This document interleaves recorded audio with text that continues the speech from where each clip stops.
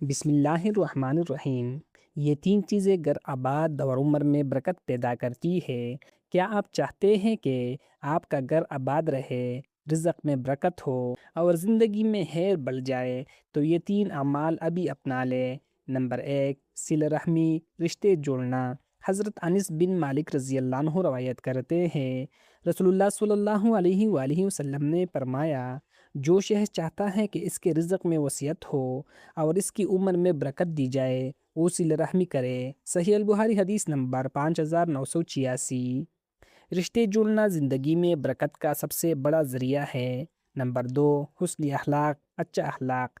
حضرت ابو الدرداء رضی اللہ عنہ روایت کرتے ہیں، رسول اللہ صلی اللہ علیہ وآلہ وسلم نے فرمایا، قیامت کے دن مومن کے ترازو میں سب سے باری چیز حسن اخلاق ہوگی۔ سنن الترمذی حدیث نمبر 2002۔ اچھا اخلاق گھر کو سکون اور محبت سے بھر دیتا ہے۔ نمبر 3، صدقہ اور خرچ کرنا۔ حضرت ابو ہریرہ رضی اللہ عنہ روایت کرتے ہیں، رسول اللہ صلی اللہ علیہ وآلہ وسلم نے فرمایا، صدقہ مال کو کم نہیں کرتا بلکہ برکت دیتا ہے۔ صحیح مسلم حدیث نمبر 1009۔ صدقہ گھر میں برکت اور خوشحالی لاتا ہے۔